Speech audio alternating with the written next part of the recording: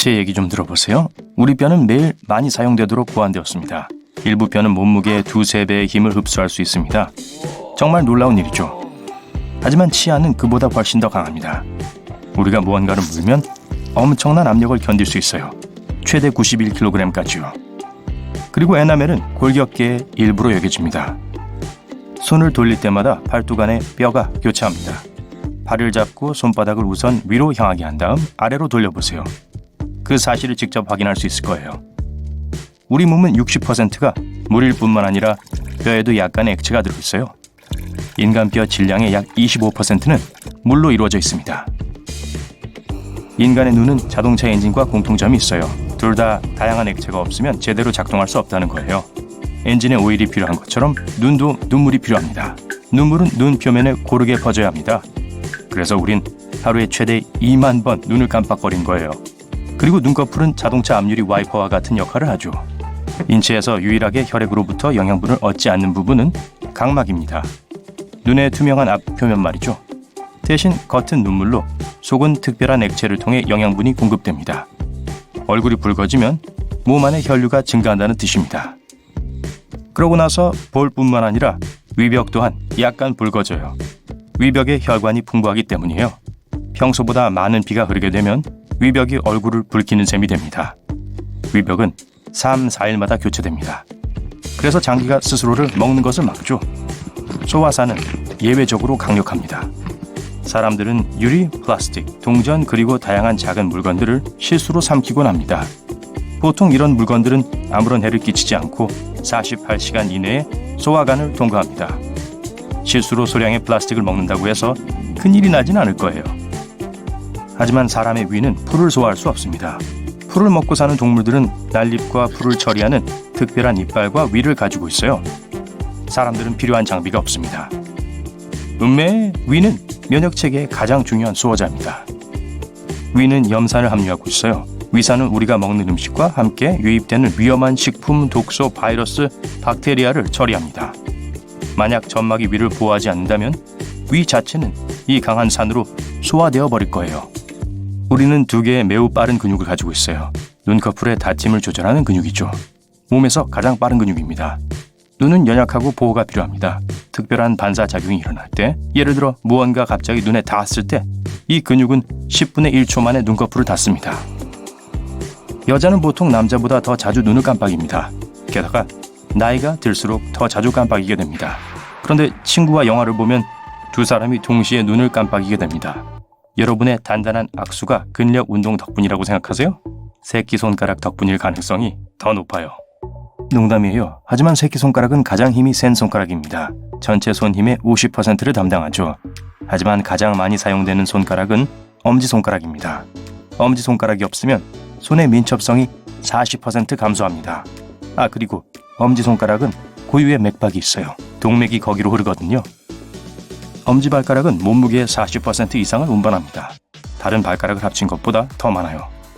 대체로 모든 발가락이 중요해요. 걸을 때 지지와 균형을 제공합니다. 그리고 더 빨리 달릴 수 있도록 도와주고요. 2% 이하의 사람들만이 타고난 빨간 머리를 가지고 있습니다. 그 다음은 약 3%인 금발머리, 그리고 다양한 음영의 갈색 머리가 11%입니다. 하지만 세계에서 가장 흔한 머리 색깔은 검은색과 짙은 갈색입니다. 머리카락은 거의 파괴가 불가능해요. 타거나 강한 산에 의해서 영향을 받을 수 있지만 완전히 파괴할 수는 없어요. 머리카락은 보통 일정한 길이에서 성장을 멈춥니다. 머리카락의 수명은 2년에서 7년 정도이기 때문에 보통 머리 길이가 106cm를 넘진 않아요. 중국의 지오 샤오핑이라는 여성은 예외였지만요. 가장 긴 머리카락으로 기네스북 세계 기록에 올랐어요. 2004년에는 그녀의 머리가 5m 약간 안 됐어요. 정말 길죠. 손톱도 엄청나게 길게 자랄 수 있어요. 세계에서 가장 긴 손톱 기록은 인도 출신의 쉬리다르 칠랄이 보유하고 있어요. 그의 손톱의 총 합계 길이는 9m로 거의 런던 2층 버스 길이입니다. 2018년에 손톱을 잘랐어요. 시원했겠네요. 손톱은 작은 물체를 잡거나 스티커를 벗길 때 도움을 주지만 그게 다는 아니에요. 만약 손끝에 단단한 구조가 없다면 물건을 얼마나 단단하게 잡아야 하는지를 알 수 없을 거예요. 머리카락과 손톱뿐만 아니라 간도 자랄 수 있습니다. 간은 질량 기준으로 가장 큰 내부 기관입니다. 간은 원래 질량의 51%만 있어도 완전한 크기로 재생할 수 있어요.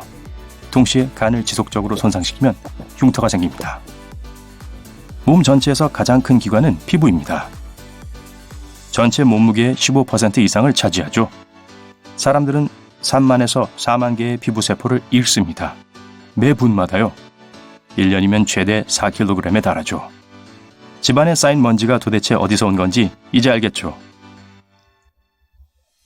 혀는 맛을 인식하는 데 도움을 주는 유일한 기관이 아니에요. 코 또한 이 과정에서 중요한 역할을 합니다. 종종 코는 미각 인식의 75%에서 95%를 담당한다고 합니다.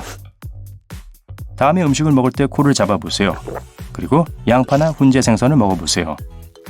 아무 맛도 못 느끼는 게 아니라 맛이 싱겁게 느껴질 거예요. 입이 너무 건조하면 미뢰가 제대로 작동하지 않습니다. 음식이 침으로 뒤덮일 때까지 맛을 느끼지 못해요. 침은 복잡한 단백질 분자인 효소를 포함합니다. 효소는 음식이 입에 들어가자마자 음식을 분해하기 시작합니다. 최근에 한 연구는 사람들이 1조 가지 이상의 냄새를 구별할 수 있다는 걸 발견했습니다. 우린 소리나 이미지보다 냄새를 더 잘 기억하는 경향이 있습니다. 그래서 냄새가 먼 기억을 불러일으킬 수 있는 거예요. 잠을 잘 때는 아무런 냄새도 맡지 못합니다. 후각은 기본적으로 밤에 작동하지 않아요. 침실에서 지독한 악취가 난다 해도 모를 거예요. 제 개가 이 얘기를 들으면 안심하겠네요. 어릴 때 본 TV가 꿈의 색깔에 영향을 끼치는 것 같습니다. 흑백 TV를 보고 자란 사람은 흑백 꿈을 더 자주 꿀 거예요. 컬러 TV에 익숙하다면 컬러로 꿈을 꿀 확률이 높습니다. 그렇다면 중세 시대 사람들은 어떤 꿈을 꿨을까요? 기사와 싸우는 용꿈? 거짓말을 할 때 심장이 더 빨리 뛰어서 들통날 수 있어요. 여성의 심장은 보통 남성의 심장보다 작습니다. 그래서 더 열심히 일하고 더 많이 뛰어야 합니다. 그렇지 않으면 충분한 피를 공급할 수 없을 거예요. 하루에 2번 이를 닦고 구강세정제를 꼭 사용한다고 해도 입은 여전히 몸에서 가장 더러운 부분 중 하나입니다. 수백만 마리의 박테리아가 입안에 살고 있어요. 좋은 소식은 대부분 건강에 좋다는 거예요. 나쁜 박테리아와 바이러스로부터 여러분의 몸을 보호하죠. 두 번째로 더러운 곳은 배꼽입니다. 태어난 후에 사실 배꼽은 필요가 없습니다. 그래서 이 외진 곳에 온갖 종류의 세균, 땀, 먼지가 쌓입니다. 배꼽에는 2,300가지 이상의 박테리아 종이 있으며 각별한 관리가 필요해요. 눈은 몸의 나머지 부분처럼 자라지 않는다고 합니다. 글쎄요, 이건 100% 사실은 아닙니다. 왜냐하면 눈은 21살이 될 때까지 완전히 발달되지 않기 때문입니다. 하지만 최고의 성장 챔피언은 귀와 코입니다. 계속 자라거든요. 코끼리에 대한 무슨 얘기가 있지 않았나요? 다른 영상이었나봐요. 만약 모든 혈관을 한 줄로 늘어놓는다면 물론 정말 심각한 문제가 생길 거예요. 하지만 지구를 4바퀴 돌 수 있어요. 아무리 노력해도 스스로를 간지럽힐 수는 없어요. 방금 확인했는데 역시 안 되죠? 그건 여러분의 뇌가 곧 간지럼을 타게 될 것이라고 경고하기 때문입니다. 다른 사람이라면 할 수 없는 일이죠. 점심 식사 후에 왜 그렇게 졸린지 궁금해 본 적 있나요? 그 이유 중 하나는 24시간 주기로 작동하는 생체 리듬 때문입니다. 기상 후 7시간 후에 낮잠을 자라고 요구하거든요. 그리고 음식은 단지 이런 효과를 더하게 할 뿐입니다. 간단한 이유예요. 이런, 실례합니다. 시간이 됐어요. 대부분의 사람들은 인간에겐 오감만 있다고 확신하죠. 하지만 그게 완전한 진실은 아니에요. 미각, 촉각, 후각, 시각, 청각이 우리가 가진 유일한 것들은 아니에요. 과학자들은 사람에겐 총 9개에서 20개의 감각이 있다고 주장해요. 여기엔 온도 감각, 따뜻함을 느끼는 감각, 평형 감각, 균형 감각이 있어요. 또 시간 감각도 있어요. 비록 모든 사람들이 마지막 걸 갖고 있는 건 아니지만 말이죠. 우린 8개의 다른 혈액형만 있다고 생각해왔었죠? 하지만 사실 30개 이상의 알려진 혈액형 계열이 있어요. 우리 밝은 면에서 제일 인기 있는 혈액형은 건강한 혈액형이에요. 아시겠어요? 지방을 450g을 얻을 때마다 여러분은 몸에 산소와 영양분을 공급하기 위해 1.6km의 새로운 혈관을 생성해요. 위는 스스로를 소화시키지 않기 위해 6일마다 새로운 내벽을 만들어내요. 신경세포는 초당 1000개의 신경자극을 전달해요. 시속 1.6에서 431km로 여행하죠. 우리의 DNA에는 10만 개의 바이러스가 들어있어요. 과학자들은 1억 년 전으로 거슬러 올라가는 것을 발견했죠. 여러분의 몸은 가시광선을 방출해요. 여러분은 오후 4시에 제일 밝고 오전 10시에 빛이 제일 덜 밝아요. 안타깝게도 이 빛은 여러분의 눈이 볼 수 있는 것보다 1000배 덜 강해요. 땀은 대부분 단백질, 당, 암모니아 그리고 많은 다양한 물질들이 섞인 액체예요. 심지어 구리, 아연, 니켈, 철 등과 같은 미량의 금속도 포함하고 있죠. 땀이 짠맛이 나는 건 함유되어 있는 나트륨 때문이에요. 게다가 소금을 더 많이 먹을수록 땀은 더 짜요. 몸은 여분의 것들을 없애려고 하는데 가장 빠른 방법은 땀을 흘려 배출하는 거예요. 시속 3.2km로 걸었다면 453g을 빼려고 할 때 20시간을 계속 걸어야 할 거예요. 그리고 적도를 일주하는데 518일 하고도 8시간이 걸릴 거예요. 귀지는 사실 왁스가 아니에요. 지방, 피부세포, 땀, 그리고 먼지를 포함하고 있죠. 뇌는 생후 1년 동안 3배 더 커지고 25살이 되면 완전히 성숙한 상태가 돼요. 이것의 60%가 지방이에요. 뇌는 작은 전구를 작동시키기에 충분한 약 23W의 전기를 생산해요. 인간은 사실 멀티태스킹을 할 수 없어요. 뇌는 한 번에 한 가지 이상의 행동을 할 수 없어요. 그 사이를 왔다 갔다 하는데 이게 생각과 달리 시간을 절약해주지 못하며 여러분이 잘못할 가능성을 높이고 그 과정을 더 길어지게 해요. 시험을 봐야 하거나 중요한 일에 집중하려고 할 때 껌을 씹어보세요. 연구에 따르면 그게 여러분의 온전한 관심을 필요로 하는 일에 더 오랫동안 집중할 수 있게 돕는다고 해요. 연구에선 심지어 그게 카페인보다 더 좋은 시험 보조제라고 해요. 껌에는 특별한 게 없지만 씹는 행위가 여러분의 뇌를 깨워요. 하지만 효과는 길지 않아요. 20분 정도예요. 인간의 배아는 3개월이면 지문이 생겨요. 뼈는 콘크리트보다 4배 더 단단해요. 몸에서 가장 강한 뼈는 대퇴골이에요. 성인 몸무게의 30배까지 지탱할 수 있어요. 더욱 말도 안 되는 건 우리의 뼈가 복합물질로 이루어져 있는데 그 뜻은 뼈들이 동시에 단단하면서 탄력이 있다는 걸 의미해요.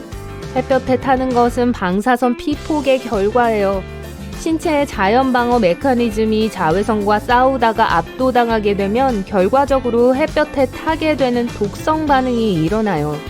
소름은 우리 조상들이 남긴 진화적인 반사작용이에요.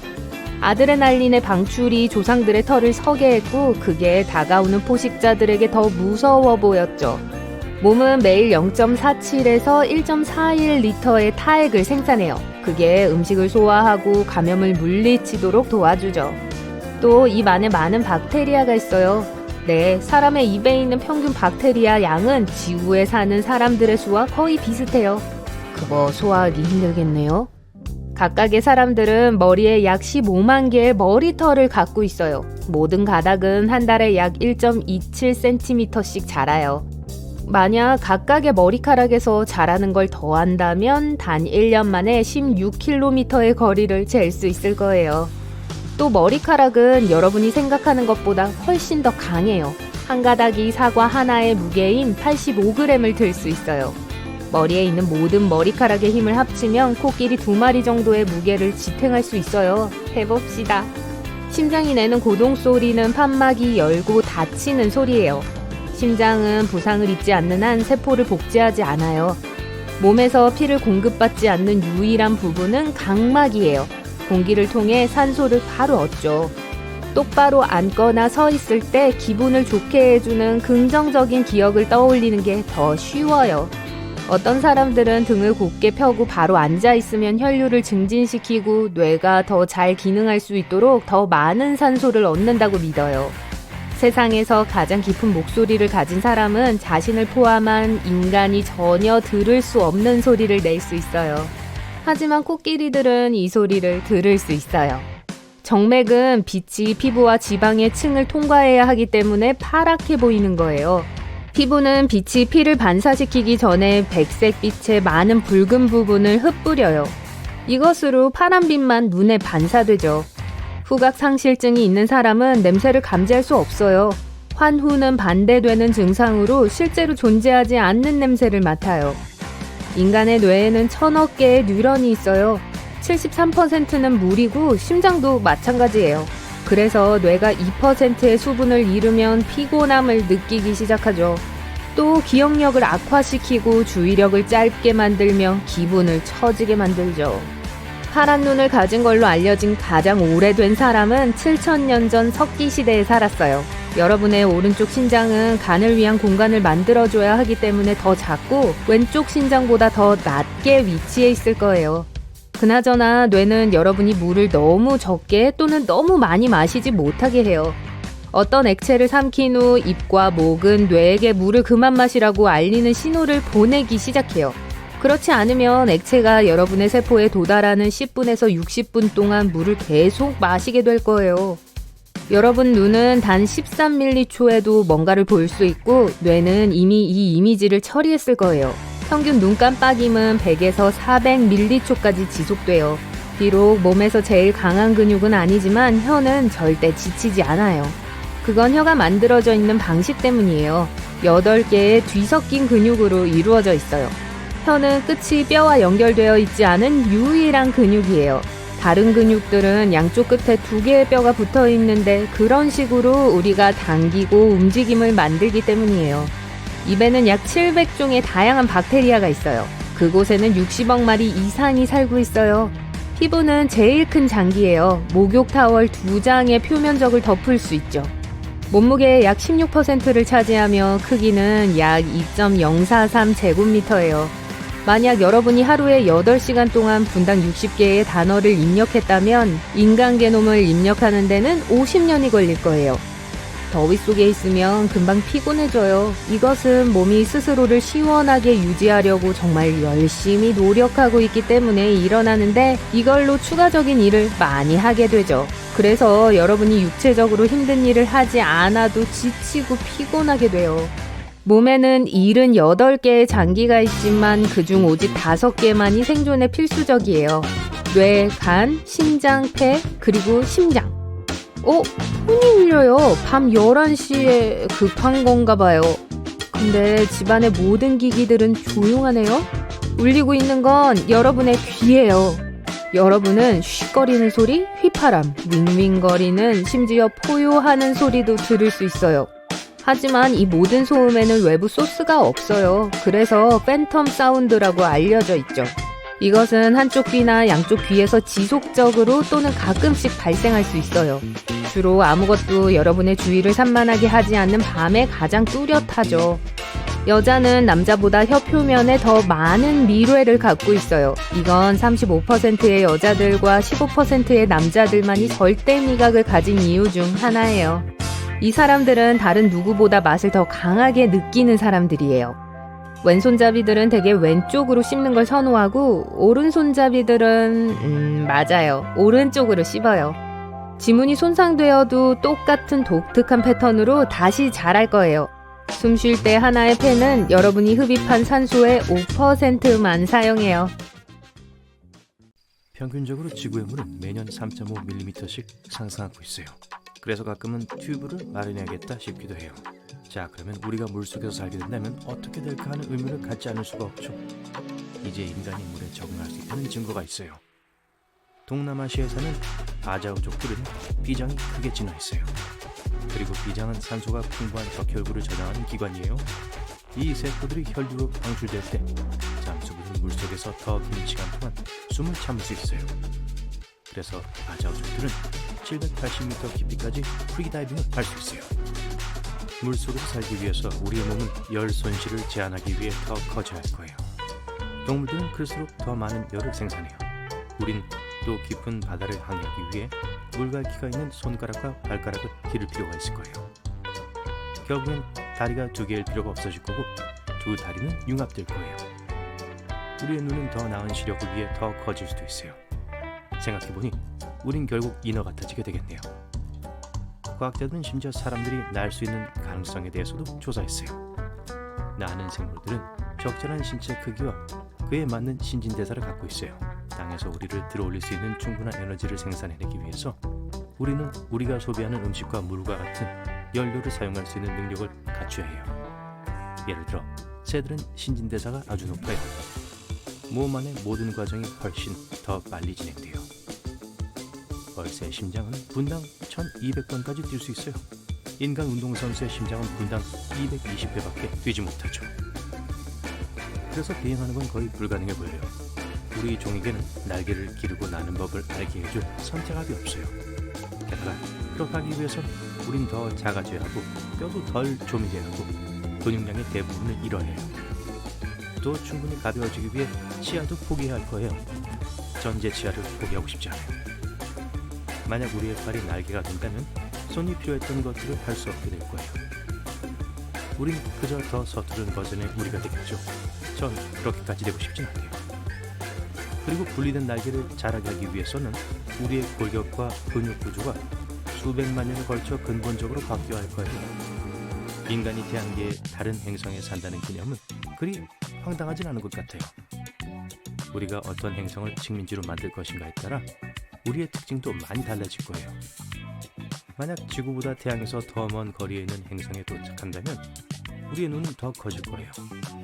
빛이 적으면 더 잘 보기 위해 더 큰 눈이 필요하기 때문이죠. 또 우리의 피부는 지구의 보호 오존층 밖에 새로운 자외선으로부터 보호되기 위해 더 많은 색소가 생길지도 몰라요.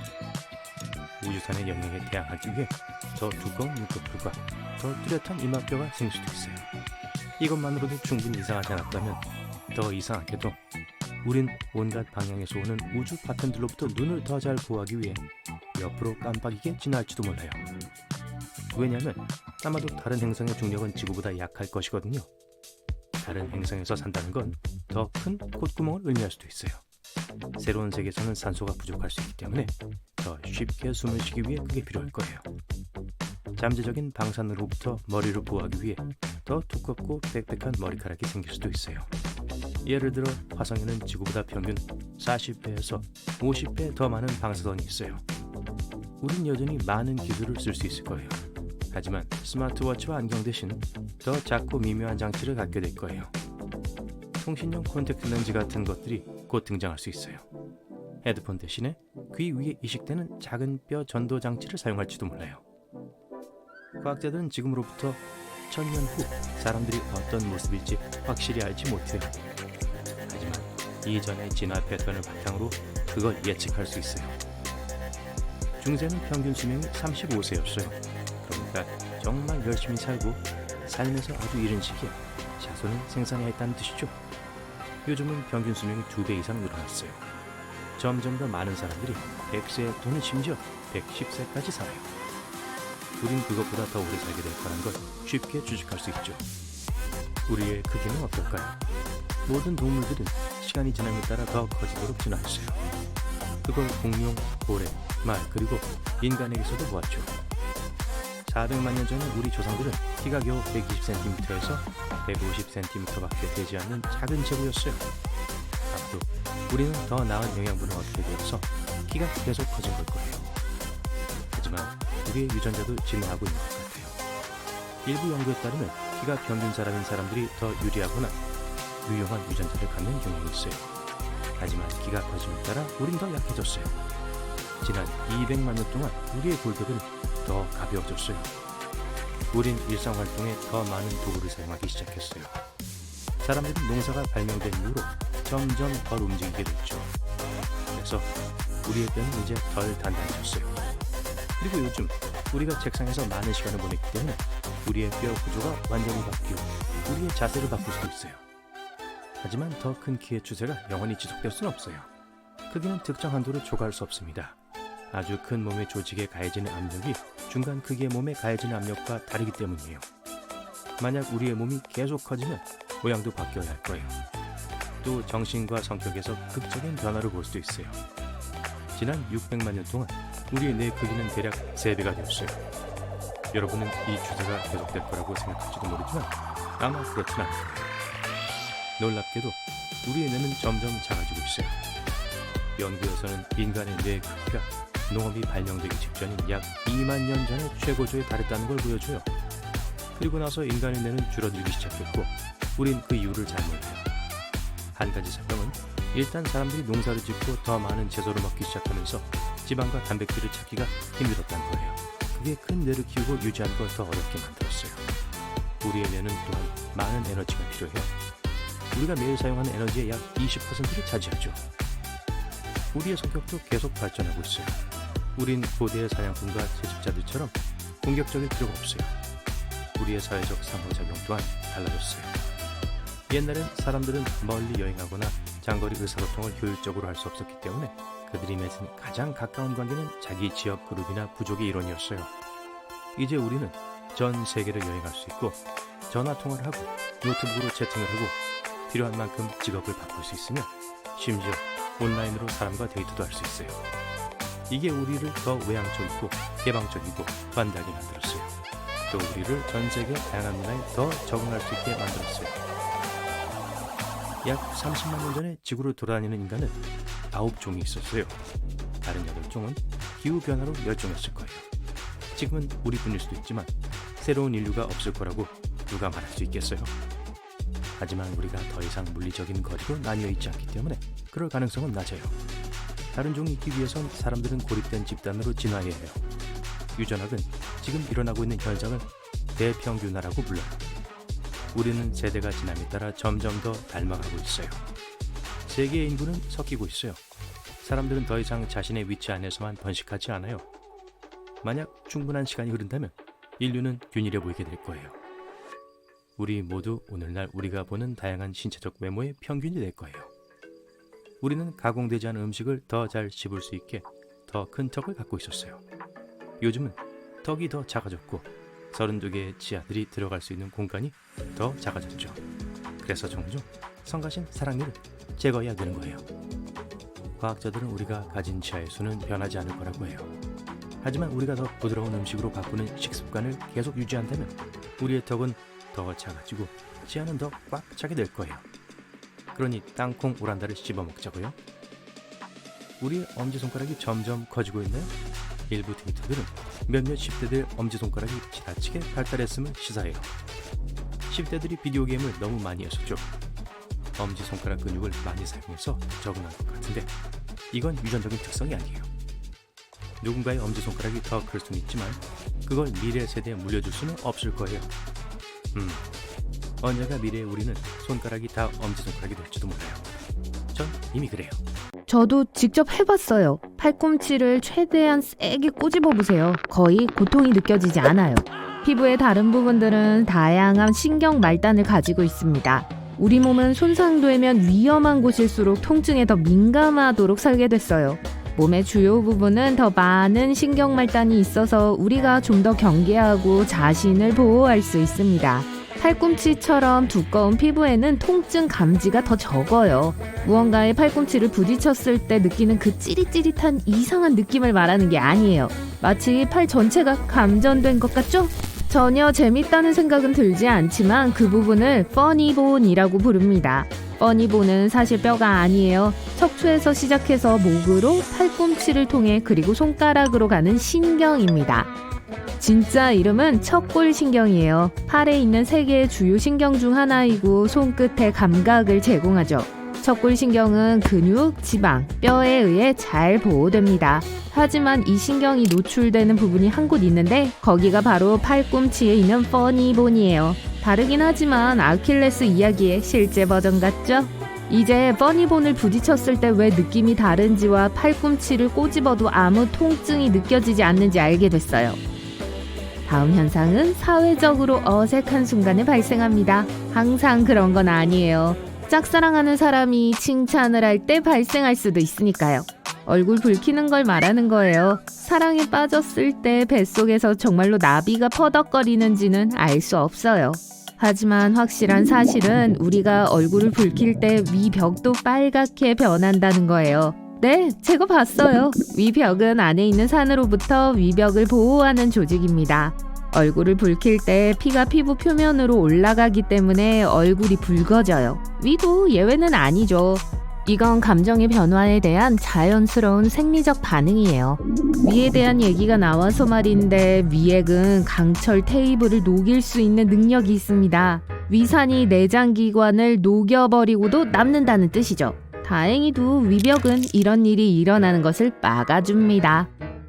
세 번째 사실은 우리가 어둠 속에서 빛날 수 있다는 거예요. 아직 불을 끄지 마세요. 맨눈으로는 볼 수 없으니까요. 반짝이는 인체의 이러한 비주얼은 초민감 카메라로 감지됩니다. 일본 과학자들은 인간의 생물 발광 이미지를 최초로 포착했어요. 오직 초민감 카메라만이 우리 몸이 아주 적은 양의 빛을 방출한다는 걸 보여줄 수 있습니다. 왜냐하면 이 빛은 사람의 눈이 감지할 수 있는 것보다 1000배나 약하기 때문이에요. 사실 모든 살아있는 생물은 세포 안의 화학 반응 덕분에 적은 양의 빛을 생산합니다. 인간이 이 목록에 새로 추가된 거예요. 연구원들은 며칠 동안 지원자들의 상체를 사진으로 찍었습니다. 결과는 방출된 빛의 양이 24시간 주기를 따른다는 걸 보여줬어요. 늦은 오후에 가장 높고 늦은 밤에 가장 낮아요. 게다가 가장 밝은 빛은 뺨, 이마, 목에서 발산됩니다. 흥미롭게도 이것은 열 카메라에 잡힌 가장 밝은 영역과 일치하지 않아요. 아침에 낮보다 키가 조금 더 크다는 걸 알고 있었나요? 네, 제가 측정해봤어요. 사실 이 키 차이는 중력과 관련이 있습니다. 중력은 우리가 하루 종일 일어서거나 앉을 때 척추와 무릎의 연골을 압박해요. 하지만 누워있을 때 척추는 압력을 덜 받고 이완됩니다. 그래서 밤새 침대에서 휴식을 취한 후 아침에 일어났을 때 키가 더 큰 거예요. 키의 차이는 2.5cm도 안 되니까 이 정보를 듣고 누가 더 키가 큰지 내기하지 마세요.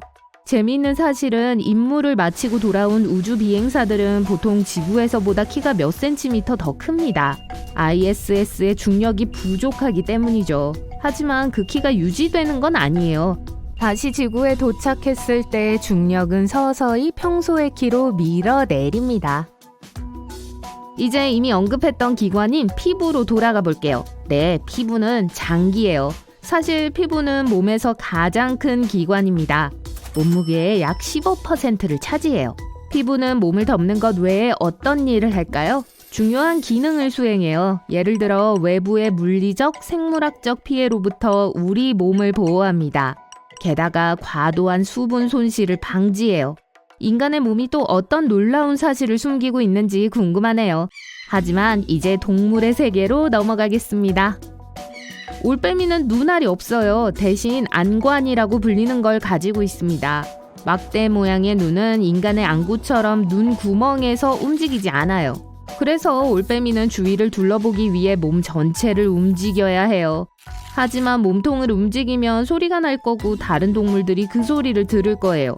그래서 올빼미는 270도로 목을 돌릴 수 있도록 진화했고 아주 조용히 움직여요.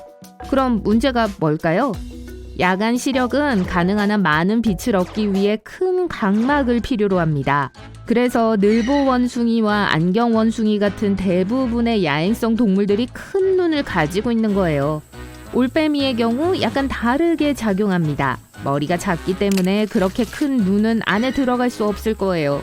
올빼미는 안구는 없지만 세 쌍의 눈꺼풀을 가지고 있어요. 한 쌍은 눈 깜빡임용, 한 쌍은 수면용, 마지막 한 쌍은 안관 청결 유지용입니다.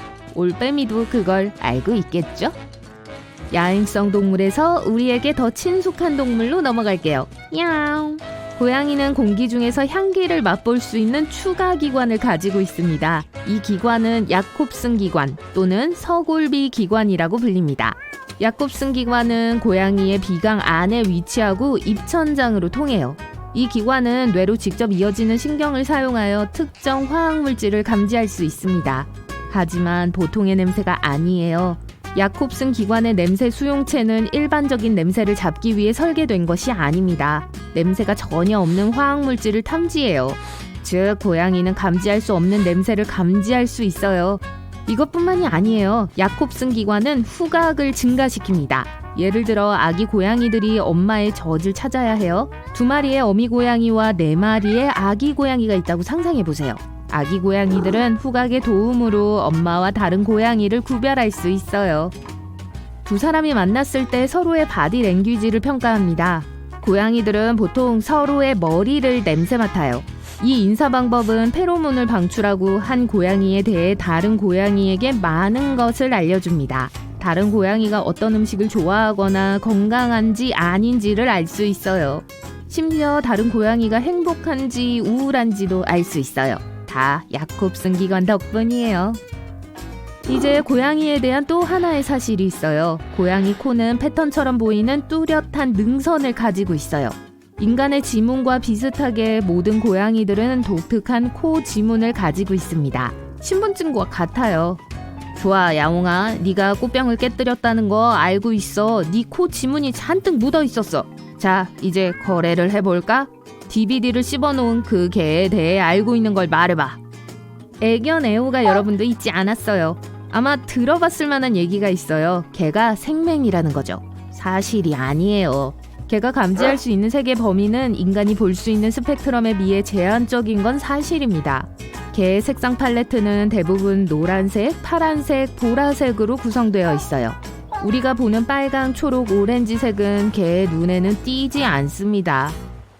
거북이에 관한 사실도 있어요. 거북이는 원할 때 언제든지 껍질을 나갔다가 들어올 수 없어요.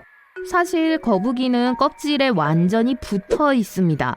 등껍질은 사람의 피부와 비슷하게 거북이와 함께 자랍니다. 거북이의 등껍질은 50개의 뼈로 이루어져 있어요. 또한 척추와 갈비뼈가 있는 골격을 포함해요. 그래서 어디든 껍질을 가지고 가요. 마치 떼어놓고 갈 수 없는 캠핑카처럼요. 거울에 비친 자신을 보세요. 네, 바로 눈을요. 양쪽 눈 안쪽 구석에 있는 작은 조직 보이죠? 자, 준비하세요. 사실 이건 한때 세 번째 눈꺼풀 또는 깜빡막이었어요. 예를 들어 오늘날 뱀이나 도마뱀에서 이걸 볼 수 있죠. 인간이 이 눈꺼풀을 완전히 성장시켰는지는 확실하진 않지만 세 번째 눈꺼풀은 다른 두 눈꺼풀과 같은 목적으로 사용되었어요. 이 막은 우리가 갖고 있는 두 개의 눈꺼풀만큼 두껍지 않았고 시야를 방해하지 않고도 눈을 촉촉하게 할 수 있었어요. 지금 현재 우리에게 남은 건 눈 한 구석에 있는 이 작은 주름뿐이에요. 그리고 아마도 미래에 이걸 완전히 잃게 될 거예요. 그리고 어쩌면 마침내 하룻밤 사이에 눈에 형성되는 그 불쾌한 눈곱이 끼인 채로 깨는 일이 없을지도 몰라요. 자, 계속 거울 앞에 있으면서 아래를 보세요. 더 아래, 더 네 발가락이에요. 안녕하고 그냥 작별 인사해주세요. 과학자들은 다소 먼 미래에 우리가 발가락을 완전히 잃게 될 거라고 믿어요. 우리의 조상인 고대 영장류는 나무를 더 효율적으로 타기 위해 발가락이 필요했어요. 나뭇가지를 잡기 위해 손과 발을 모두 사용했죠. 오늘날 대부분의 원숭이와 유인원에서 볼 수 있어요. 길고 유연한 발가락과 나뭇가지에 매달릴 수 있는 더 넓적한 발을 갖고 있어요. 이들의 발 기동성도 필요하다면 땅에서 물건을 잡을 수 있게 해주죠.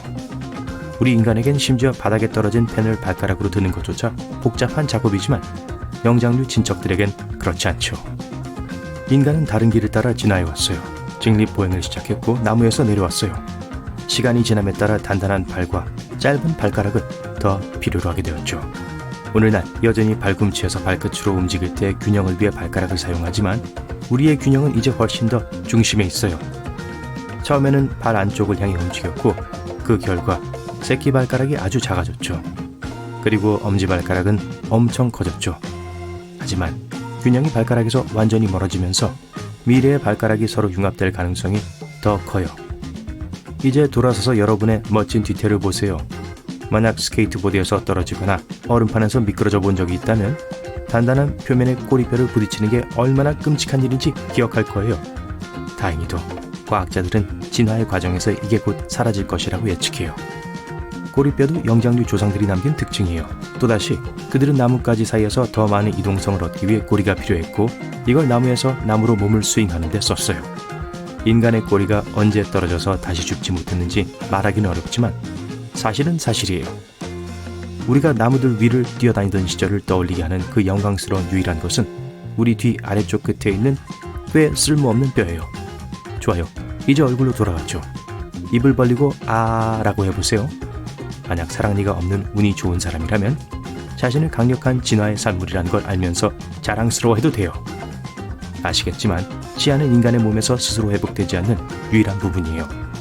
그래서 만약 치과 의사가 없는 어두운 시대에 모든 치아를 잃었더라면 여러분이 선택할 수 있는 유일한 선택은 액체 상태의 음식을 먹는 것 뿐이었어요. 별론데요.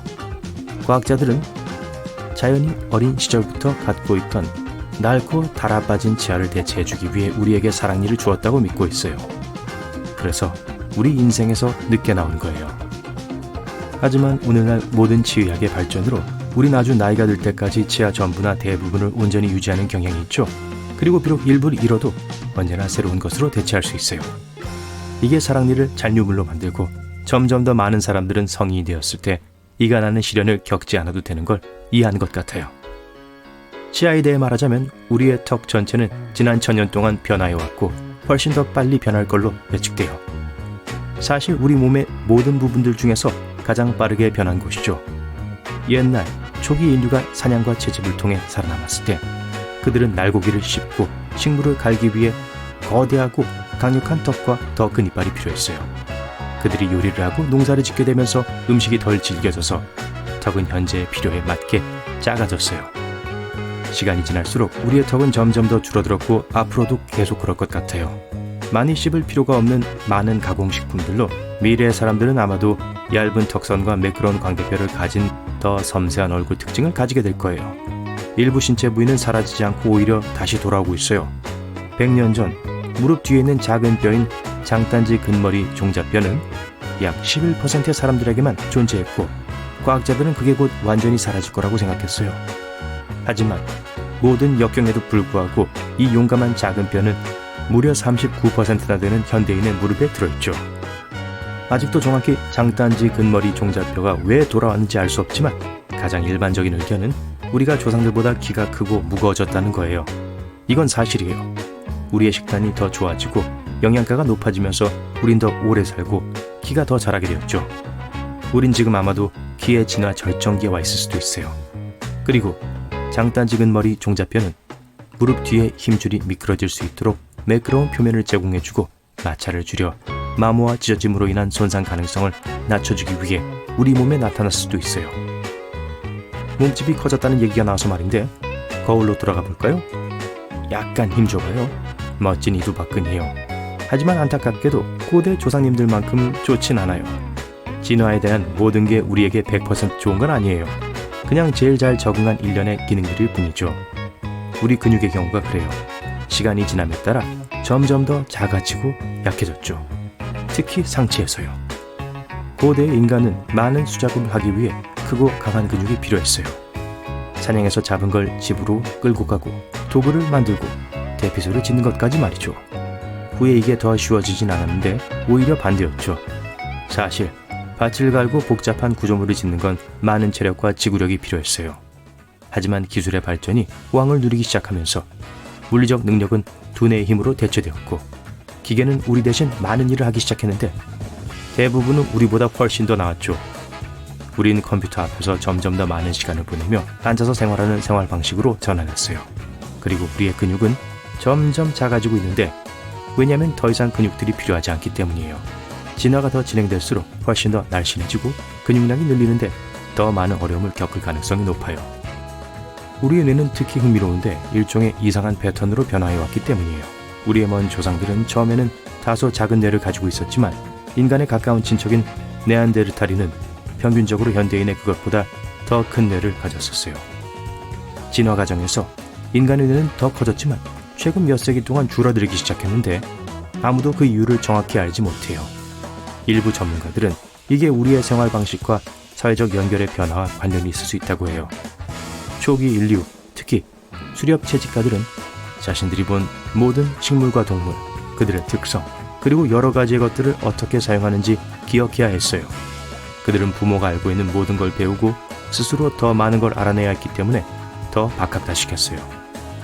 현대 인류는 특정 분야에 더 전문화되어 있고 좁은 주제를 더 깊이 파고들며 나머지는 동료들에게 의존하죠.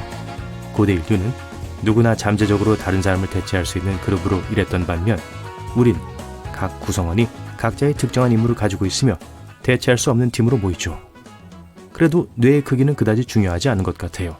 왜냐하면 예를 들어 범고래와 코끼리는 우리보다 더 큰 뇌를 가지고 있지만 우리보다 똑똑하진 않거든요. 더 행복할까요? 네, 그럴 거예요. 그리고 만약 우리가 미지의 것, 즉 오늘로부터 1000년 후의 일을 모험한다면 꽤 믿을 수 없는 특성들을 발전시킬지도 몰라요. 어떤 사람들은 해수면이 상승하는 경향이 지속된다면 인간이 물에서 사는 것에 적응할 수도 있다고 말할 정도예요. 우린 수영을 더 잘하기 위해 물갈퀴가 달린 손과 발을 가지고 물속에서 숨을 쉴 수 있도록 아가미가 발달하게 진화할지도 몰라요. 또는 만약 우주로 가서 다른 행성들을 식민지로 만들기 시작한다면 불가피하게 그 조건에 적응해야 할 거예요. 예를 들어 화성은 중력이 낮고 기후가 훨씬 더 추워요. 아마도 인간의 키를 더 크게 하고 더 가볍게 만들겠지만 또 따뜻하게 유지하기 위해 훨씬 더 많은 채모를 자라게 할 수도 있어요. 그리고 더 강한 중력과 더 높은 온도를 가진 행성들은 반대로 인간을 건장하고 튼튼하고 아마도 털이 없는 생명체로 만들게 할 거예요. 가능성은 무한하죠. 아마도 소셜미디어 때문인지 우리는 다른 건 없고 큰 눈과 엄지손가락을 가진 작은 덩어리로 변할 수도 있어요. 문자 보내기엔 훨씬 더 좋겠네요. 아니길 바래요. 한 가지 기억만 떠오르게 할 수는 없습니다. 예를 들어 지난주에 만난 친구가 입고 있던 티셔츠의 색깔 같은 한 가지 세부상을 기억하려고 하다 보면 다른 정보들이 함께 떠오릅니다. 친구를 만난 장소, 그때 했던 얘기 같은 것들 말이에요. 해마는 기억을 저장하는 뇌의 한 부분입니다. 일반적으로 여러 개의 작은 세부 정보를 포함한 기억들이 함께 저장됩니다. 평균적으로 미래의 수명은 10일입니다. 미래는 혀에 있는 감각세포의 군집입니다. 표면에 더 가까운 미래는 수명이 더 짧습니다. 그래서 혀를 대인 후에 다시 맛을 볼 수 있게 될 때까지 그렇게 오래 걸리지 않는 거예요. 한 이론에 따르면 데자뷰는 일종의 두뇌 처리 지연이라고 합니다. 과학자들은 이런 현상이 뇌가 한쪽에서 다른 쪽으로 정보를 전달할 때 일어날 수 있다고 생각합니다. 그리고 그 과정에서 1초도 되지 않는 짧은 지연이 발생합니다. 이건 뇌가 2번 같은 정보를 얻고 그것을 전에 일어났던 사건처럼 처리한다는 걸 의미합니다. 겨우 30%의 사람들만이 콧구멍을 벌렁거릴 수 있습니다. 그리고 3분의 1의 사람들이 엄지손가락을 뒤로 젖힐 수 있습니다. 어떤 사람들은 머릿속에서 굉음을 낼 수 있습니다. 귀나 턱을 긴장시키기만 하면 됩니다. 귀에는 작은 근육이 있습니다. 우리가 씹고 있을 때 큰 소리를 줄여주죠. 하지만 어떤 사람들은 그 근육을 부풀릴 수 있어요. 그러면 실제로 들을 수 있는 굉음이 납니다. 손가락 끝은 민감하지만 입술보다 수백 배는 덜 민감합니다. 우린 온갖 종류의 파편을 들이마십니다. 70만 개의 피부 조각도 포함했어요. 그것도 하루에 말이죠. 수면 놀람은 여러분이 잠드는 동안 경험할 수 있는 경련입니다. 비렘 수면 단계에서 나타나는 갑작스러운 근육의 움직임이요. 몸이 떨어지는 착각을 일으킬 수 있습니다. 그 이론들 중 하나는 우리가 졸고 있을 때 두뇌는 근육이 이완되는 걸 우리가 어려움에 처해 있고 정말로 추락하고 있다는 신호로 해석한다는 것이죠. 그래서 두뇌가 근육에 신호를 보내 긴장시킴으로써 보호하는 거죠. 공감각은 사람들이 음악을 맛으로 느끼고 색을 들을 수 있게 하는 특별하고 드문 능력입니다. 2,000명 중 1명만이 공감각을 가지고 있습니다. 고수는 일부 사람들에겐 비누와 비슷한 맛이 날 수 있습니다. 비누 제조에 사용되는 화학물질을 함유하고 있기 때문이지만 세계 인구의 4%에서 14%만이 그것을 감지할 수 있는 특별한 유전자를 가지고 있습니다. 18%의 사람들이 동시에 양쪽 귀를 움직일 수 있는 반면 22%는 한 번에 한쪽 귀를 움직일 수 있습니다. 귀를 움직일 수 있는 사람들은 고양이와 공통점이 있었던 조상인간들로부터 물려받은 약한 잔재 근육을 사용합니다. 멍은 시간이 지남에 따라 색깔이 변합니다. 피부 아래에서 출혈이 발생하면 멍이 듭니다. 작은 혈관들이 뭉개지고 일부 혈액은 그 안에 갇히게 됩니다. 처음엔 멍이 붉습니다. 왜냐하면 그 혈액에 산소가 풍부하기 때문이죠. 하지만 보라색, 녹색, 노란색, 심지어 산소 수치가 떨어지면 회색이 됩니다. 땀 자체는 냄새가 나지 않습니다. 그 불쾌한 냄새는 피부에 있는 박테리아에 의해 발생합니다. 땀이 몸의 모공에서 나올 때 박테리아는 그것을 산으로 분해합니다. 대부분의 데오드란트가 하는 일은 실제로 피부에 있는 박테리아를 제거하는 것입니다. 사람들은 옛날의 오늘날보다 훨씬 더 자주 흑백으로 꿈을 꾸곤 했습니다. 흑백 TV를 봤기 때문이죠. 블루치즈는 꿈을 더 생생하게 만들어줍니다. 계란 껍질은 새로운 인간의 뼈를 자라게 하는데 사용될지도 몰라요. 계란 껍질은 탄산 칼슘을 함유하고 있는데 이건 우리 뼈에도 있는 것입니다. 기내식은 지상에서 먹는 것과 맛이 다릅니다. 기내의 건조함과 압력 때문에 미래의 민감도를 30%까지 잃기 때문입니다. 특히 짜고 단 음식은 더욱 그렇습니다. 콧구멍은 항상 같은 효율로 작동하지 않습니다. 숨을 쉴 때 콧구멍 하나가 대부분의 일을 합니다. 그리고 매 2시간마다 교대합니다. 침 없이는 음식을 맛볼 수 없을 거예요. 여러분의 미래에는 다른 맛을 인식하는 화학 수용체가 있습니다. 하지만 그러한 맛이 분자에 결합하기 위해 약간의 액체가 필요합니다. 또한 침이 녹일 수 없는 것은 맛볼 수 없습니다. 뇌는 실제로 고통을 느낄 수 없습니다. 통증 센터는 있지만 통증 수용기 자체는 없습니다. 머리가 아플 때 뇌 주변의 신경, 조직 그리고 혈관 때문에 그걸 느끼게 되는 거예요. 사람의 머리카락 한 가닥은 100g의 무게를 지탱할 수 있습니다. 캔디바 2개의 무게 정도예요. 발톱은 노출이 많고 자주 사용되는 손톱보다 거의 4배 더 느리게 자랍니다. 분명히 눈이 빨갛게 나온 사진이 몇 장 있을 거예요. 카메라 플래시가 터질 때 우리 눈은 그런 빛의 유입에 대비하지 못합니다. 동공은 확장되어 있고 그래서 빛이 맥락막의 붉은 혈관에서 반사됩니다. 맥락막은 망막에 영향을 공급하는 눈 뒤쪽에 있는 조직층입니다. 오른쪽 폐가 왼쪽 폐보다 더 큽니다. 왜냐하면 몸은 심장을 위한 공간을 만들어야 하기 때문입니다. 치아는 스스로 치유될 수 없는 신체의 유일한 부분입니다. 교근은 무게로 볼 때 우리가 가지고 있는 가장 강한 근육입니다. 나머지 턱 근육과 함께 어금니에서 90kg, 앞니에서 25kg의 힘으로 치아를 닫을 수 있습니다. 양파는 특수 화학 자극제를 생성합니다. 그것이 눈 속의 특별한 분비샘을 자극하여 눈물을 흘리게 하죠. 코는 최대 5만 개의 냄새를 기억할 수 있고 1조 개 이상의 냄새를 감지할 수 있습니다. 우리 모두는 자신만의 독특한 냄새를 가지고 있습니다. 일란선 쌍둥이를 제외하고요. 이 냄새는 부분적으로 유전자에 의해 결정됩니다. 하지만 또한 식단, 위생, 그리고 환경에 달려 있습니다. 눈을 먹는 것은 수분을 유지하기 가장 좋은 방법이 아닙니다. 몸이 눈을 물로 바꾸기 위해선 너무 많은 에너지가 필요합니다. 눈은 약간의 수분을 공급할 뿐입니다. 만약 혹독한 겨울 환경에서 살아남으려고 한다면 눈을 먹는 건 좋은 생각이 아니에요. 서 있는 동안 시간당 100에서 200칼로리가 소모됩니다. 앉아있는 것은 키, 몸무게, 성별, 나이에 따라 60에서 130칼로리를 소모하고요. 브레인 프리즈는 아이스크림을 먹을 때 발생하는 두통입니다. 뇌가 너무 차가운 것을 빨리 먹는 것을 멈추라고 말하는 방법이에요. 속눈썹의 주된 목적은 눈을 보호하고 공기 중에 모래, 습기, 먼지 그리고 잔해로부터 눈을 보호하는 것입니다.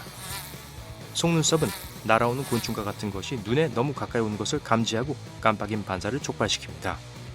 눈을 깜빡이는 것은 또한 눈물점에 박힌 작은 입자나 파편을 씻어내야 할 때 도움이 됩니다. 눈물점은 눈꺼풀에 있는 작은 구멍입니다. 바로 눈물이 쏟아져 나오는 곳이죠. 눈썹은 땀이 눈으로 직접 들어오는 것을 막아줍니다. 눈썹의 피부와 뼈의 모양이 함께 작용하여 땀이 얼굴 옆쪽으로 향하도록 만듭니다. 우린 동물계에서 가장 빠르거나 강하거나 크진 않지만 장거리 달리기에선 최고입니다. 우리는 긴 다리를 가지고 있고 우리의 몸은 땀을 통해 과도한 열을 발산할 수 있기 때문입니다. 심지어 오래전에도 우리 조상들은 오랜 시간 동안 동물을 쫓으며 사냥했습니다. 결국 더 작은 생물들은 지쳤어요. 5가지 기본 감각은 미각, 촉각, 시각, 청각, 후각입니다. 하지만 사람들은 그것보다 더 많은 감각을 가지고 있어요. 자기 수용 감각이란 몸이 신체의 다양한 부분과 그 위치를 인식하는 것입니다. 비록 눈에 보이지 않더라도요. 팔이 등 뒤에 있어도 거기에 있다는 걸 알잖아요. 하지만 문어였다면 그걸 알지 못할 거예요. 왜냐하면 문어는 팔이 보이지 않으면 팔이 존재한다는 것을 모르거든요. 열 감각은 온도를 감지하는 능력입니다. 평형 감각은 균형 감각입니다. 또한 고통을 느낄 수 있는 통각도 가지고 있습니다. 그리고 시간 인식 감각도 있어요. 덕분에 시간 경과를 감지할 수 있습니다. 동물의 세계에는 훨씬 더 많은 감각이 있습니다. 전기장 감지 능력, 자기장 감지 능력 등이 있죠. 하지만 사람들은 그런 감각을 가지고 있지 않습니다. 미래는 눈으로 볼 수 없습니다.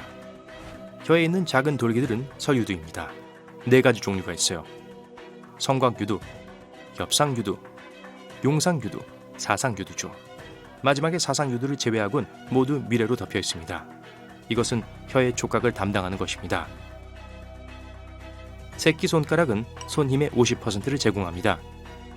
간은 많은 일을 하고 500개의 개별적인 기능을 담당하는 매우 중요한 기관입니다. 최대 10%는 지방으로 이루어져 있습니다. 간은 재생이 가능합니다. 뜨거운 물로 목욕을 하면 칼로리를 태울 수 있습니다. 30분 정도 걸었을 때와 같은 양입니다. 대부분의 사람들은 잠이 드는데 7분이 필요합니다. 만약 푸짐하고 맛있는 식사를 했다면 이 시간은 짧아집니다. 평균적으로 심장은 여러분의 주먹 크기입니다. 심장은 하루에 11만 5천 번 뛰고 약 7,570리터의 피를 펌프질합니다. 좀 크게 말해주실래요? 방금 피자 한 판을 다 먹었어요. 배부르게 먹고 나면 청력이 좀 떨어지는 경향이 있습니다. 소화가 이루어지는 동안 혈류의 대부분은 위로 향하고 나머지 다른 기관으로부터 멀어져 갑니다. 그러니까 다음에 좋아하는 밴드의 라이브 콘서트에 갈 때는 청력을 완벽하게 유지하기 위해 꼭 가벼운 식사를 하세요. 위와 왼쪽 신장 위에는 일부를 제거하면 다시 자랄 수 있는 마법의 기관이 있습니다. 간은 새로운 간세포를 만들면서 스스로 재생될 수 있어요. 간세포는 간이 손상되면 증식하기 시작합니다. 손상의 심각성에 따라 완전히 재생될 수 있는지 여부와 재생에 걸리는 시간이 결정돼요. 잠을 안 자는 것과 음식을 안 먹는 것 어느 것이 몸에 더 해로울까요? 수면 부족이 더 위험하다는 것이 밝혀졌습니다. 휴식을 취하지 않으면 몸은 훨씬 더 많은 위험에 노출되기 때문이에요. 24시간 동안 잠을 안 자면 기억력에 문제가 생기기 시작하고 집중하기가 어려워질 수 있습니다. 17시간 동안 잠을 안 자면 피곤해지고 어지럽고 짜증나고 긴장되고 더 감정적이 되기 시작해요. 낮잠이 필요해요. 통증 수용체도 더 민감해지는데 이것은 실제보다 통증이 더 심하게 느껴진다는 의미입니다. 그리고 청력에도 영향을 미칩니다. 뭐라고요? 반면에 몸은 여러분이 먹는 것을 멈췄다는 것을 깨닫기 전까지 음식 없이 24시간 동안 잘 지낼 수 있어요. 처음 8시간 동안 마지막으로 먹은 음식을 계속 소화합니다. 그 시간이 지나고 나면 에너지를 위해 저장된 지방을 사용하기 시작해요. 24시간 이상은 먹지 않으면 몸이 자신의 단백질을 먹기 시작한다는 것을 의미하는데 이것은 말 그대로 근육이 빠지기 시작한다는 거예요. 빗물이 항상 마시기에 안전한 것은 아닙니다. 빗물에는 해로운 박테리아와 바이러스가 들어있을 수도 있어요. 또한 오염이 심한 지역에선 다른 해로운 물질과 접촉할 수도 있습니다. 일부 지역사회는 빗물에만 의존하고 식수의 주요 공급원이에요. 그렇다면 빗물의 다른 건강상의 이점이 있을까요? 그렇진 않아요. 현재 연구 결과에 따르면요. 그런 위험한 물질 중 일부는 끓이면 빗물에서 제거될 수도 있지만 만약의 경우에 대비해서 사람이 마시기에 100% 안전한 공급원의 물만 마시는 것이 가장 좋습니다. 우리는 주로 체온을 조절하고 수분을 보충하기 위해 땀을 생산합니다. 예를 들어 손바닥 땀은 물건을 더 잘 잡을 수 있게 해주죠. 하지만 땀은 그저 피부에 나타난 것이 아닙니다. 우리 몸에 있는 약 500만 개의 모공에서 나와요. 우리는 말 그대로 매일 우리 몸뼈의 4분의 1을 밟고 다닙니다. 우리 몸에는 200개가 조금 넘는 뼈가 있지만 그중 약 4분의 1은 매우 작고 놀라운 부위에 있어요. 발이죠. 한 발에 26개의 뼈가 있어서 양쪽 발에 52개의 뼈가 있습니다. 눈은 다양한 이유로 눈물을 생산해요. 감염으로부터 눈을 보호하거나 연기와 먼지와 같은 불순물을 없애고 속상한 일이 있을 때 돼요. 하지만 우리가 생산하는 눈물의 양은 매우 놀랍습니다. 1년에 최대 113리터에 달해요. 그건 욕조를 채우기에 충분해요. 와, 마음이 아프네요. 혈압은 우리가 일어나기 몇 시간 전에 잠에서 깹니다. 왜냐하면 아침에 우리 몸은 아드레날린과 노르아드레날린과 같은 많은 호르몬을 생산하기 때문이죠. 이 호르몬은 우리가 아침 시간 동안 필요로 하는 에너지를 증가시키는 것을 돕지만 또한 혈압을 증가시킵니다. 혈압은 보통 아침 6시에서 정오 사이에 더 높아요. 밤에는 보통 잠을 자고 신체적인 활동을 잘하지 않기 때문에 혈압은 20%까지 떨어집니다. 몸속의 중요한 액체에 대해 말하자면 혈액은 전체 몸무게의 약 10%를 차지해요. 체중이 대부분 근육, 저장된 지방 그리고 뼈로 구성되어 있다고 생각하는 경향이 있지만 그 외에도 훨씬 더 많은 것이 있습니다. 건강한 성인의 경우 뼈는 전체 몸무게의 15%를 차지해요. 약 40에서 45%는 근육, 약 15%는 지방, 나머지는 피부, 힘줄, 머리카락 같은 것입니다. 계산을 해볼게요. 네, 100%가 되네요. 폐는 서로 비슷하긴 하지만 쌍둥이는 아니에요. 둘이 같은 크기나 모양이 아니기 때문입니다. 오른쪽 폐는 더 크고 무거워요. 그건 심장 때문인데 심장이 왼쪽으로 약간 기울어 있기 때문이에요. 그래서 왼쪽 폐에서는 심장 아픈이라고 불리는 작게 움푹 파인 자국이 있습니다. 오른쪽 폐가 더 클 수도 있지만 간을 위한 공간을 만들어야 하기 때문에 조금 더 짧아요. 우리 몸의 많은 신체 치수는 놀라울 정도로 매우 대칭적입니다. 양팔을 양쪽으로 벌리고 손끝 사이의 거리를 측정하면 여러분의 키를 알 수 있어요. 이러한 유사한 측정값을 바탕으로 전문가들은 심지어 고대 인간이 어떤 모습이었는지에 대한 이론도 세울 수 있어요. 인간은 이성의 관심을 끌기 위해 더 매력적이고 더 건강하게 보이도록 진화해 왔습니다. 게다가 두 다리로 걷도록 진화했기 때문에 대칭적인 특징은 균형을 이루어서 최소한의 에너지로 움직일 수 있도록 도와줍니다. 인간은 후각에 관한 한 자연에서는 최고는 아니지만 우리 코는 약 1조 개의 다른 냄새를 맡을 수 있습니다. 과학자들은 여전히 이 주제에 대해 연구를 수행하고 있으며 그 수가 훨씬 더 많을 수도 있다고 믿고 있어요. 일부 개 품종은 우리보다 10,000배에서 10만 배 정도 더 많은 냄새를 구별할 수 있는데 동물의 세계에서 가장 뛰어난 후각을 가지고 있는 것은 무려 10,000개 이상의 후각 수용체 유전자를 가진 코끼리입니다. 반면에 인간과 침팬지는 400개 미만이에요. 우리는 새끼손가락을 가장 연약한 손가락이라고 생각하는 경향이 있지만 생각보다 더 많은 힘을 가지고 있어요. 새끼손가락이 없거나 다쳤을 경우 전체 소나기 힘의 강도가 최대 33%까지 감소할 수 있습니다. 우리 위에 있는 액체는 염산, 염화칼륨, 염화나트륨으로 이루어졌고 우리가 생각할 수 있는 레몬, 파인애플, 토마토와 같은 어떤 산성식품보다 훨씬 더 강력합니다. 건강한 위산의 pH는 1에서 3 사이예요. 생각해보면 그건 배터리산보다 약간 낮은 수준이에요. 우리 머리카락 가닥도 매우 강해서 인간이 만든 재료에 대한 내성의 그 성질을 복제하기 위한 연구가 수행되고 있습니다. 건강한 머리카락은 12톤까지 견딜 수 있어요. 그것은 케라틴이라고 불리는 머리카락 가닥에 있는 단백질 때문인데 그것은 손톱과 피부에도 있어요. 약 3분의 1의 사람만이 완벽한 시력을 가지고 있습니다. 생각하는 것보다 훨씬 많은 사람들이 안경과 콘택트 렌즈를 사용해서 거의 66%를 차지해요. 게다가 시력은 나이가 들수록 나빠집니다. 우리가 태어났을 때 머리는 전체 몸 길이의 4분의 1에 달합니다.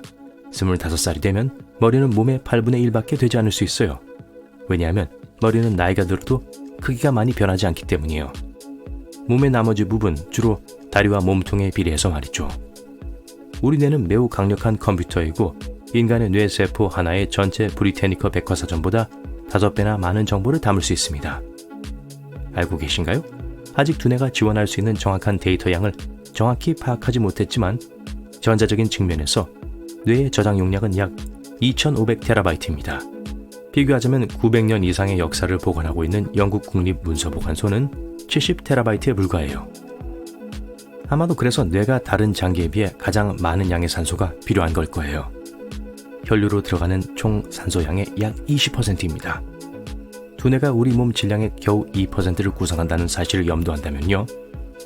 우리의 정상적인 활동과 중력의 효과는 발목, 무릎, 엉덩이, 등, 목의 연골을 천천히 압박하게 만듭니다. 일단 하룻밤 쉬면 연골은 정상으로 돌아가요.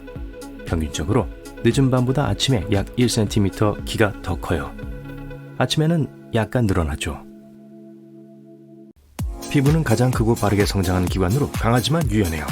방수 기능과 통기성을 갖춘 외부 환경으로부터 우리를 안전하게 지켜주는 보호막이에요. 피부는 스스로 재생해요. 체온 조절에 도움을 주고 수분 손실을 줄여줘요. 그래서 우리가 오늘날과 같은 모습으로 진화할 수 있었어요. 우리의 피부는 해로운 자외선을 차단하는 천연 색소인 멜라닌을 발달시켰어요. 우리 조상들이 불쾌한 환경에서 장거리로 걷는 동안 특별한 땀샘들이 체온 조절하는 걸 도왔어요. 우리 몸에는 200만에서 500만 개의 땀샘이 있어요. 더 활동적일수록 더 많은 땀이 나와요. 몸에는 더위를 식혀야 할 때를 인식하는 메커니즘이 있어서 여러분이 운동을 계속할 수 있는 거예요. 호흡은 공기를 안팎으로 내보내는 것만이 아니에요. 말 그대로 얼굴 모양에 영향을 주기 때문에 어떻게 하는지가 중요해요. 코로 숨을 쉬면 시간이 지나면서 광대뼈가 또렷해질 거예요.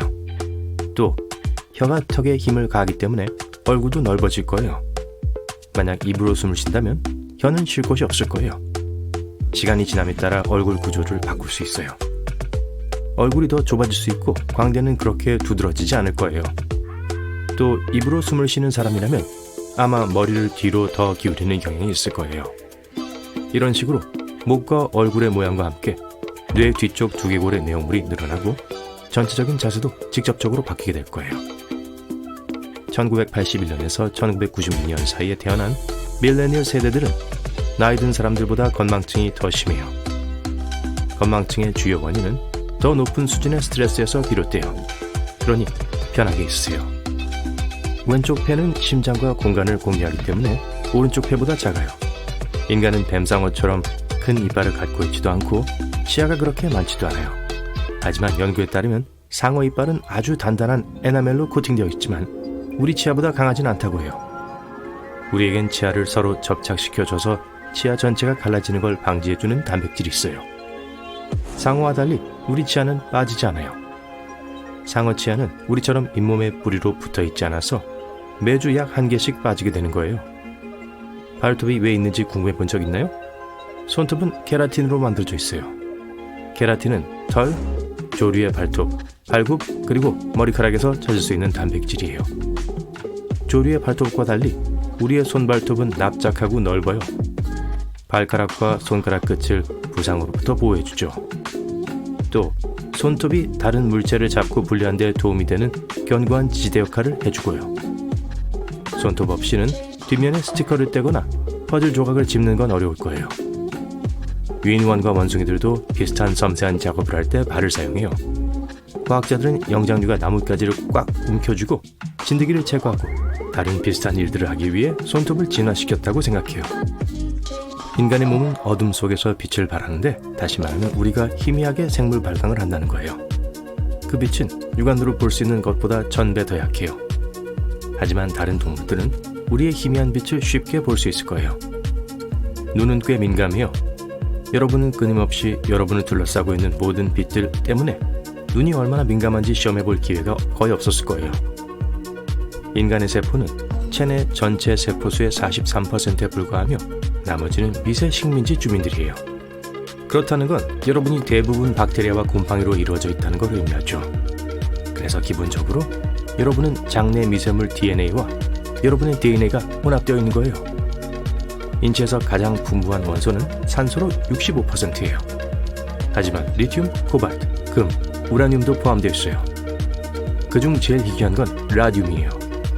평균적으로 인간은 하품을 하루에 20번 정도 해요. 부분적으로는 피곤할 때 등 자발적으로 할 때도 있지만 가끔 누군가가 근처에서 하품을 하면 같이 하기도 하죠. 과학자들은 이게 소셜 미러링이라는 것일 수도 있다고 생각해요. 보통 동물들은 다른 걸 흉내낼 때 어떤 행동이 유용하다는 걸 인식하고 그걸 따라하기로 결심하죠. 인간의 경우 누군가가 다리를 꼬거나 웃거나 미소 짓거나 하품할 때 일어나요. 뜨거운 커피는 차가운 커피보다 맛이 좋을 수 있어요. 미각 수용체는 음식이 실온에 있거나 약간 높을 때 가장 민감해요. 커피가 차가울 때 쓴맛을 감지하는 미래가 더 민감하기 때문에 뜨거운 커피가 덜 쓴 것처럼 느낄 수 있어요. 새끼손가락은 강력해요. 그게 없다면 손은 그 힘의 상당 부분을 잃게 될 거예요. 검지와 중지는 엄지손가락과 협력해 잡고 꼬집어요. 그리고 새끼손가락은 약지와 함께 잡는 힘을 제공해요. 여러분의 뼈는 콘크리트보다 4배 더 단단해요. 몸에서 가장 강한 뼈는 대퇴골이에요. 성인의 30회까지 무게를 지탱할 수 있어요. 더 굉장한 건 우리의 뼈가 복합적인 물질로 이루어져 있어서 뼈가 단단하면서도 동시에 탄력이 있어요. 발은 다른 신체 부위보다 피부 바깥층이 두꺼워요. 심장은 자체적인 전시 시스템을 갖고 있으며 몸에서 분리되었을 때도 계속해서 뛸 수 있어요. 눈썹 하나의 평균 수명은 4개월이에요. 우리는 인생의 40%를 눈을 감고 보내요. 그 시간 대부분은 잠을 잘 테죠. 하지만 눈 깜빡이는 걸 포함하는 것도 잊지 마세요. 또는 운전할 때도요. 성인의 경우 혈액이 전체 체중의 7에서 8%를 차지해요. 혈액의 약 55%는 혈장이에요. 나머지는 적혈구, 백혈구, 그리고 혈소판이에요. 이게 덩어리를 형성하고 출혈을 예방하죠. 우린 삼키면서 호흡을 동시에 할 수 없어요. 삼키는 음식과 들이쉬는 산소는 처음에 목구멍의 같은 부분으로 내려와요. 조금 더 깊어지면 통로가 식도와 기관으로 나뉘어져요.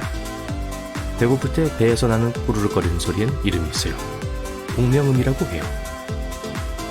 모든 사람의 약 3분의 1은 왼쪽 또는 오른쪽 눈썹을 올릴 수 있어요. 농담하면서 누군가에게 장난스러운 신호를 보내기에 좋은 방법이죠. 하지만 양쪽 눈썹을 개별적으로 올리는 능력은 훨씬 더 위에요. 그런 사람이 아니라면 그건 아직 그에 상하는 근육을 통제하고 움직일 수 없기 때문이에요. 하지만 이 기술은 발전시킬 수 있어요. 거울 앞에 서서 한쪽 눈썹을 손으로 잡고 다른 쪽 눈썹을 위아래로 움직여요. 그리고 반대쪽 눈썹도 똑같이 해주세요. 이렇게 하면 따로따로 움직이는 걸 배우는데 도움이 될 거예요. 만약 발꿈치를 쉽게 핥거나 엄지손가락을 발톱에 닿게 할 수 있다면 축하해요. 여러분은 극소수에 속해요. 하지만 어떤 사람들은 유연성을 다른 단계로 끌어올려요. 이 상태를 운동기능 과잉증이라고 해요. 극소수의 사람들이 뱀처럼 몸을 이상한 자세로 비틀 수 있게 되는 거죠. 발 사이에 머리를 넣고 백브리치도 하고 온갖 종류의 찢기를 해요. 하지만 어떤 경우에는 그런 사람들은 뇌의 연수가 더 크기 때문에 운동기능 과잉증은 민감성을 높일 수 있어요. 이 뇌 영역은 감정 처리를 담당해요. 이 용감한 영웅들은 수영복만 입고 추위 속을 걸으면서도 포근함을 느낄 수 있어요. 맨발로 눈 속에 서 있을 수 있고 심지어 강이나 얼음 구멍에서도 수영할 수 있어요. 보통 이 재능은 타고나는 게 아니라 사람들이 극한의 추위를 견디는 데 익숙해질 때까지 몇 년 동안 몸을 단련시키는 거예요. 물론 단지 멋져 보이거나 멋지다고 느끼고 싶어서 그러는 건 아니에요. 스스로에게 간지럼을 태울 때 간지럽나요? 보통 못 느낄 거예요. 다른 사람이 간지럽히지 않느라는요. 이건 움직임을 감시하는 뇌의 손의 영역이 여러분의 움직임으로 인한 감각을 예측했기 때문이에요. 그러면 신경계의 다른 부위에 신호를 보내 이 감각들을 취소해요. 하지만 몇몇 희귀한 사람들은 자기가 간지럽힌 걸 느낄 수 있어요.